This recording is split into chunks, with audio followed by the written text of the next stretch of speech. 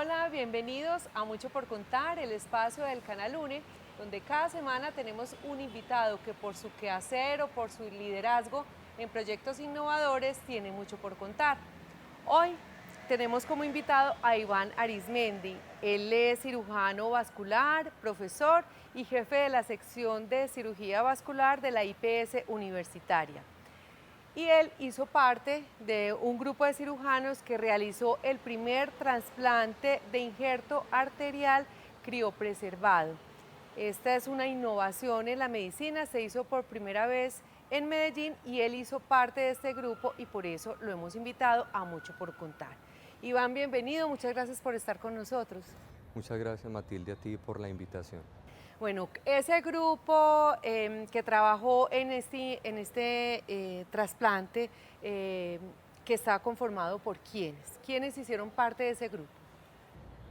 Este primer trasplante criopreservado fue realizado por 3 cirujanos vasculares, pero es bueno que conozcan que detrás de estas 3 personas hay otros 3 cirujanos vasculares más, conformando un grupo de 6 cirujanos que nos damos a la tarea día a día de escoger los pacientes, prepararlos, intervenirlos. Aunque en esta intervención solo tuvimos la oportunidad de estar 3 personas, las otras 3 personas también hacen parte importante del grupo. Quisiera que me explicara qué es eso de injerto arterial criopreservado. Bueno, los injertos se podrían dividir prácticamente en 2 tipos.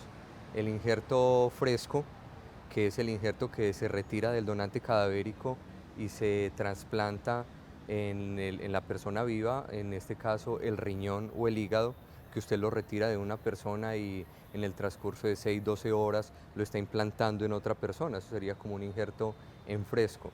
Y el injerto criopreservado es el injerto que usted puede, como su mismo nombre lo dice, preservarlo o mantenerlo en el tiempo.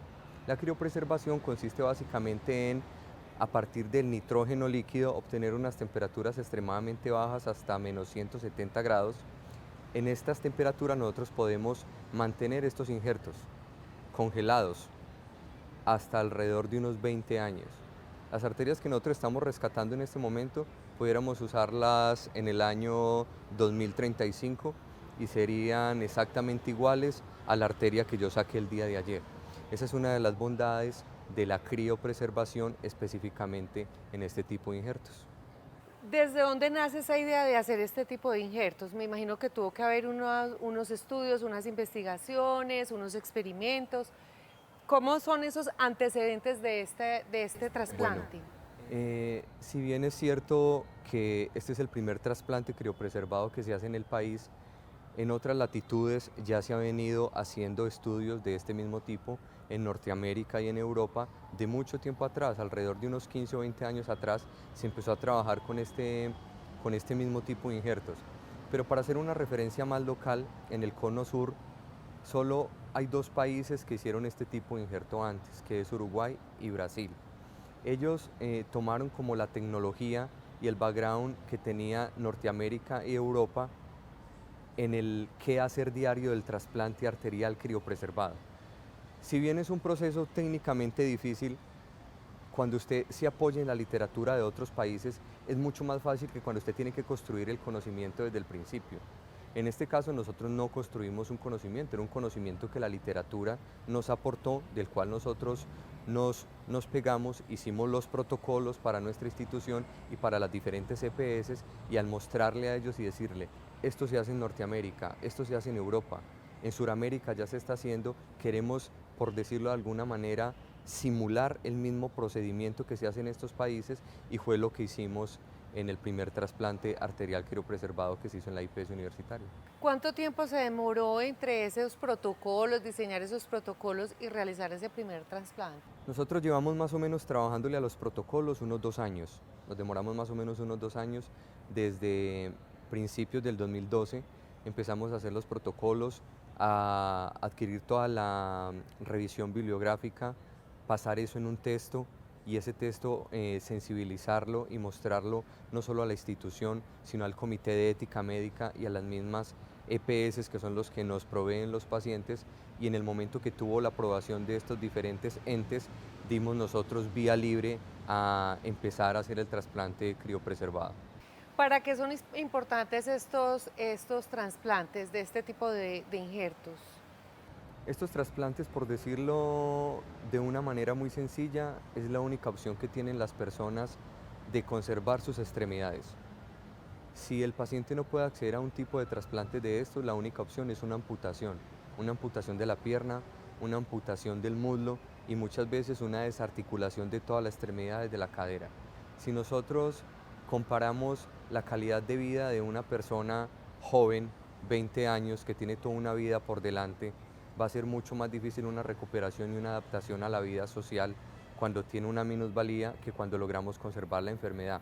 Esto específicamente para los pacientes que tienen trauma, pero los pacientes ancianos, que son pacientes que tienen enfermedad arterial periférica, y si a esto sumamos la falla renal y la diabetes, que son dos entidades que en nuestro país tienen un porcentaje importante de personas comprometidas, lo cual hace que estos pacientes tengan una enfermedad arterial mucho más severa. Si usted tiene un paciente de 70 años en el cual no tiene ninguna opción de revascularización, le podemos ofrecer un trasplante criopreservado, es poderle decir a esta persona: usted va a poder tener su extremidad 5 o 10 años más si modifica su estilo de vida, diferente a decirle no hay ninguna otra opción, su única opción es una amputación por encima de la rodilla. Entonces es sopesar esto en unas personas que ya de entrada son muy limitadas, como son los pacientes diabéticos e insuficientes renales. ¿De más o menos qué población estaríamos hablando? ¿Podríamos hablar de un número específico, un Pues porcentaje? la población, nosotros tenemos un porcentaje muy alto, casi hasta del 20% de paciente que tiene compromiso por insuficiencia renal. Y por diabetes sería mucho más alto. Si hablamos de que hay un gran porcentaje de pacientes que siendo diabéticos no están diagnosticados, pero que la enfermedad en este momento está haciendo su daño. Podríamos hablar que alrededor del 25-30% de la población, por lo menos de nuestro departamento, serían unos potenciales candidatos a este tipo de injertos en un futuro. ¿Qué debe hacer una persona para acceder a un implante de estos, a un trasplante de estos? Yo pienso que más que acceder es poder tener la oportunidad de ser valorado por un grupo de cirugía vascular. Y cuando digo un grupo de cirugía vascular, lo digo porque es un grupo que debe poder manejar el paciente de una manera integral, no simplemente hacerle la consulta o simplemente hacerle el diagnóstico o simplemente intervenirlo. Esa es la ventaja de nuestro servicio. Nuestro servicio de cirugía vascular se ha convertido en un centro de referencia no solo para el departamento, sino para departamentos también vecinos, como es Chocó, Sucre, de mismo San Andrés. Estamos recibiendo muchos pacientes ahora de Barranquilla, donde no se les puede dar un manejo no solo oportuno, sino un manejo integral de sus diferentes patologías. Entonces no es fácil decir qué tiene que hacer una persona para acceder. Esta persona debe ser valorada integralmente, porque yo no puedo decir de manera indiscriminada X o Y persona requieren un trasplante arterial criopreservado. Hay unos recursos que la ciencia nos permite a nosotros agotar antes de llegar a ese punto final de un trasplante arterial. En este momento, en el medio existen unos injertos sintéticos, injertos sintéticos de Dacron, con lo que hacen las camisas, o injertos sintéticos de politetrafluoroetileno extendido, que es un plástico. Entonces nosotros tenemos dos opciones. Si ese paciente tiene una obstrucción y necesita un puente, yo puedo usar uno de esos dos injertos. Supongamos que no se cuente con esos injertos. Pudiéramos tomar vena del mismo paciente y hacerle una revascularización con su propia vena, que sería el injerto ideal, porque es de su propio cuerpo. Pero ¿qué pasa? Muchas veces el paciente no tiene venas, porque tiene sus venas muy enfermas, dilatadas, obstruidas por trombos, o en muchos casos, como fue el caso de la paciente que intervenimos, esta señora ya tenía un injerto de Dacron, pero ese injerto se infectó y se estalló.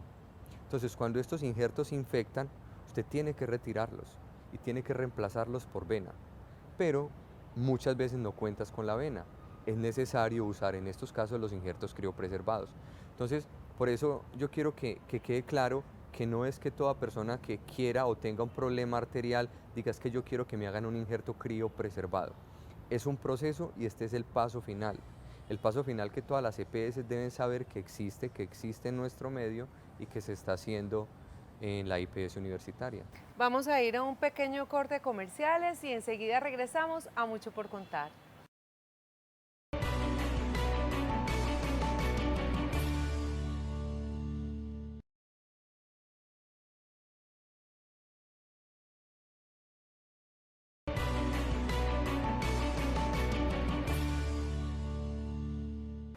Regresamos a Mucho por Contar, hoy con Iván Arismendi, el jefe de cirugía vascular de la IPS universitaria. ¿Cómo se escogió la paciente que recibió este primer trasplante? El destino la escogió. Lo ideal en este tipo de procedimientos es poder hacer un procedimiento electivo, con el paciente hospitalizado, estudiado, pero en esta paciente en particular fue una urgencia. Una paciente intervenida en el año 2011 con un injerto aorto bifemoral, un injerto que es un injerto bifurcado que se pega desde aquí en la aorta hasta las dos regiones femorales. Un injerto de Dacron del que hablábamos anteriormente. En la parte izquierda este injerto hizo una dilatación que se llama un aneurisma. Este aneurisma se infectó y se estalló. Eso es igual a una herida por bala o por cuchillo en la arteria femoral. Llegó con un sangrado masivo, se logró controlar con compresión y se pasó al quirófano. Estando en el quirófano nos dimos cuenta que era un aneurisma femoral infectado, roto, en el cual no teníamos ninguna otra opción de reemplazarlo. Como nosotros ya teníamos previamente injertos criopreservados, rescatados y almacenados en el biobanco, activamos la cadena de llamada y en menos de 40 minutos tuvimos el injerto en el quirófano. El injerto tiene un procesamiento de aproximadamente unos 25 a 30 minutos de descongelamiento. Este se hace en agua, solución salina a 40 grados centígrados durante este tiempo y este recupera la temperatura corporal y en este momento el injerto es trasplantado. Esta fue una paciente particularmente difícil porque no podíamos meternos al abdomen, hacer una cirugía abdominal, porque regábamos la infección de la ingle al abdomen y lo convertía en un caso mucho más difícil. En el grupo nosotros tenemos cirujanos vasculares con mucha experiencia no solo en cirugía abierta, sino en cirugía endovascular. Ingresamos a través del brazo izquierdo, llegamos a la aorta y pusimos un balón en la aorta. Controlamos el sangrado y en ese momento resecamos todo el aneurisma que estaba en la región inguinal, recortamos el injerto infectado y mientras iba transcurriendo todo este tiempo, el biobanco trajo el injerto. Cuando nosotros teníamos esta parte lista, ya controlada del sangrado, el injerto estaba preparado, en este momento empieza realmente el trasplante arterial criopreservado.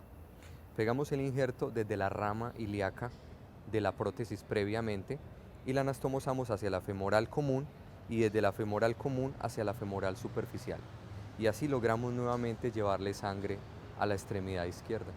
Realmente es un procedimiento de alta complejidad. Es un procedimiento muy complejo porque necesitamos muchos instrumentos que la IPS nos provee, específicamente lupas para hacer microcirugía, un set vascular muy especializado con pinzas y portagujas de unos calibres muy pequeños que no se tienen en todos los hospitales y adicionalmente a eso nosotros contamos con una sala híbrida que ningún grupo de cirugía vascular tiene en esta ciudad. Esa sala híbrida nos permite a nosotros hacer radioscopia o fluoroscopia permanente para poder hacer un procedimiento híbrido de cirugía endovascular y cirugía abierta, como fue el caso de esta señora. ¿Cómo es ese proceso de criopreservación? Es decir, esos piezas vasculares, se puede llamar así, esas piezas vasculares, ¿dónde están? Me imagino que ustedes las tienen. ¿Cómo es ese procedimiento? ¿Cómo llegan allá? ¿Cómo se...? Mira, es un proceso difícil. Si hacemos como el recorderis de cómo hicimos nosotros para obtener nuestro primer injerto, lo más difícil es sensibilizar las familias de los donantes cadavéricos para que acepten donar órganos. Eso es lo más difícil. Yo pienso que si bien en esta ciudad lastimosamente muere mucha gente por trauma, lastimosamente también mucha de esta gente que muere por trauma, sus familias no donan. Entonces nosotros no tenemos la oportunidad de obtener estos injertos arteriales ni de hígado, ni de riñones, ni de córnea, ni de hueso, ni de piel, que son los potenciales tejidos que se pueden donar.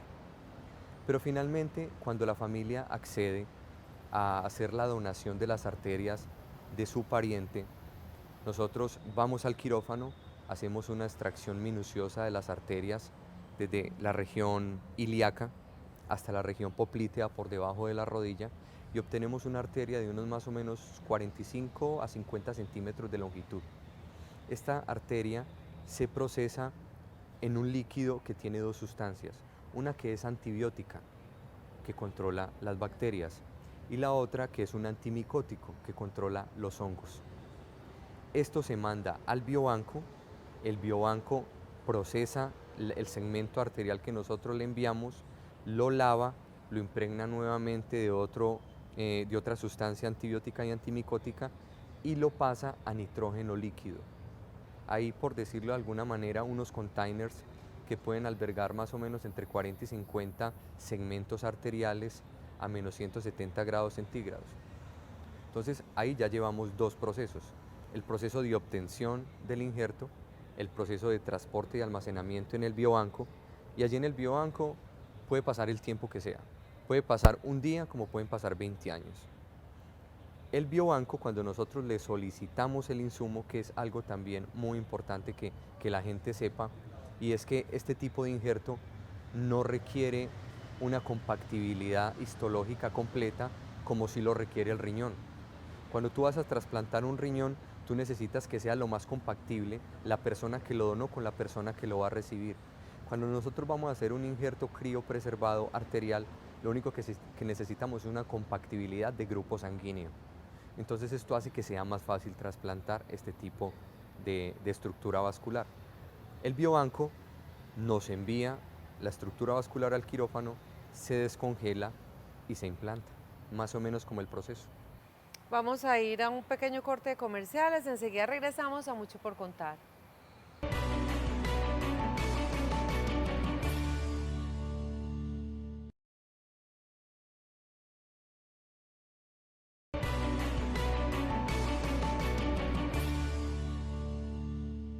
Regresamos a Mucho por Contar, hoy hablando de trasplantes cardiovasculares con Iván Arizmendi, cirujano vascular de la IPS Universitaria. ¿Se han hecho más trasplantes después de esta señora de hace un par de meses? En este momento tenemos dos pacientes en la institución. Como son pacientes que no son urgentes, sino electivos, estamos esperando la autorización de sus respectivas EPS para hacer el trasplante arterial criopreservado. ¿Y hay piezas en este momento vasculares disponibles para trasplante? Sí, en este momento tenemos en el biobanco alrededor de unas 22 estructuras vasculares almacenadas de diferentes grupos sanguíneos. Te doy gracias por haberme preguntado eso porque si bien es cierto que los trasplantes arteriales criopreservados se están haciendo en la IPS por grupo de cirujanos vasculares, el biobanco está en este momento en capacidad de distribuir estos injertos. Si alguna institución de la ciudad o del país requiere un injerto arterial, puede hacer el acercamiento con la administración del biobanco para que ellos le provean de este insumo, ya que es una estructura que permite no solo salvar extremidades, sino también salvar vidas en otros hospitales y en otros departamentos de nuestro país. ¿Y en el país solo existe este biobanco? En el país hay varios biobancos, pero cuando hablamos de biobancos habilitados para criopreservación, este es el único que está habilitado para criopreservar. El grupo de cirugía vascular de la Universidad de Antioquia y de la IPS Universitaria específicamente es el único grupo de cirujanos vasculares que puede rescatar tejido arterial en la ciudad. Si bien hay otros grupos de trasplantes, como son los grupos del Hospital San Vicente de Paúl, del Hospital Pablo Tobón Uribe y el de la IPS Universitaria, en esos otros hospitales el grupo de cirujanos vasculares no están habilitados por la seccional de Antioquia para hacer este tipo de rescates. Por eso nosotros los cirujanos vasculares de la IPS somos quienes rescatamos los injertos que nosotros mismos vamos a implantar.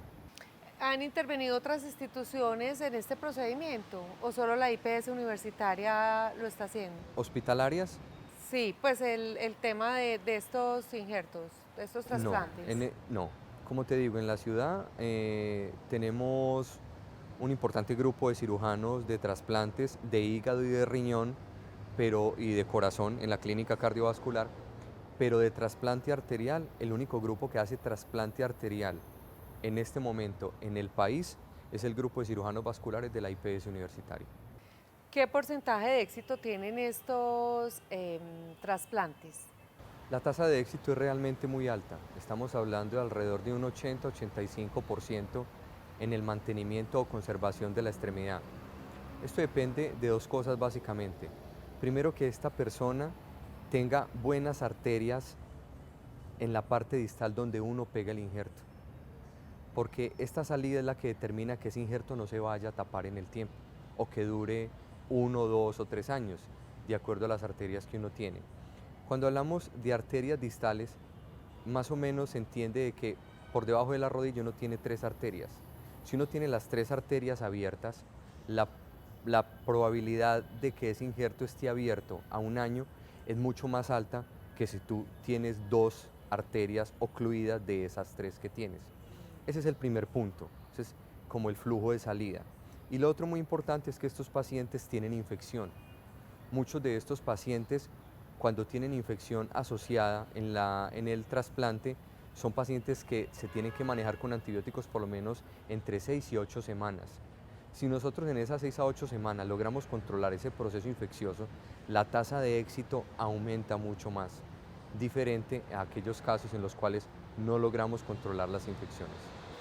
Ahorita mencionamos un poco el tema de la donación de órganos, pero somos conscientes y sabemos que aquí el tema de la donación es delicado en el sentido de que la gente no dona. ¿Qué decirle a las personas por qué es importante donar órganos en cualquier parte del mundo? El donar salva vidas, el donar mejora la calidad de vida de las personas.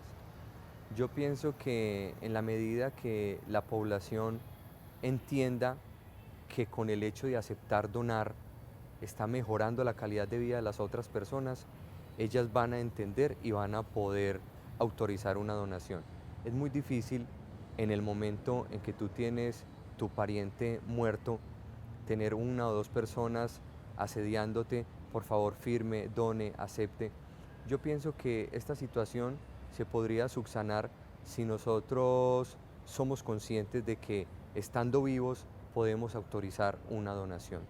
Nosotros podemos acercarnos a las diferentes corporaciones de usuarios de trasplantes, de los sitios donde se reúnen estas personas, donde usted puede dar fe ante un notario y cargar un carnet en tu billetera, o simplemente decirle a tu familia: si el día de mañana yo falto, yo quisiera donar. Cuando tú le dices eso a tu familia, a tu esposa, a tus hijos, es muy difícil que en el momento que uno fallezca, la esposa se niegue a hacer lo que uno en vida quiso hacer. Entonces yo pienso que lo más importante es concientizarnos nosotros mismos, conversar este tema en familia, decir: yo sí quisiera donar, quiero donar solo mi corazón, quiero donar mis riñones, donar cualquier cosa, pero lo más importante es que la gente en general se concientice que donar salva vidas. Después de este procedimiento, de este éxito en un nuevo manera de un nuevo trasplante que se realiza en Medellín, ¿qué objetivos de pronto tiene la IPS universitaria? ¿Va a seguir investigando otro tipo de implantes, de trasplantes? El servicio de cirugía vascular nuestro tiene dos fortalezas. Uno es el manejo de la patología aórtica. Nosotros manejamos patología aórtica tanto con cirugía abierta como cirugía endovascular. Y nuestro otro punto fuerte en el cual trabajamos duro día a día es en el salvamento de extremidades. Nosotros con salvamento de extremidades podemos ofrecer salvar extremidades a todas estas personas enfermas de las que hablábamos ahora, pero también podemos hablar de salvamento de extremidades en trauma, en los pacientes con mina antipersona, que son los campesinos, son los soldados. Si nosotros trabajamos duro en esos dos frentes de trabajo, la patología aórtica y el salvamento de extremidades, nosotros vamos a poder catapultar la IPS y posicionarla en uno de los mejores hospitales, no solo de este país, sino de Latinoamérica. Tenemos los recursos, tenemos el apoyo de la institución, tenemos el apoyo de la universidad y tenemos un grupo de cirujanos vasculares jóvenes en el cual nosotros podemos decir que el único límite que tenemos es el cielo, si Dios nos permite seguir como lo estamos haciendo con nuestro trabajo, con sinceridad, con honestidad, con respeto y con amor por el paciente. Iván, el tiempo se nos ha terminado, le agradecemos mucho que nos haya acompañado, usted tiene mucho por contar. Matilde, muchas gracias. A nuestros televidentes los invitamos para que sigan conectados con el Canal UNI.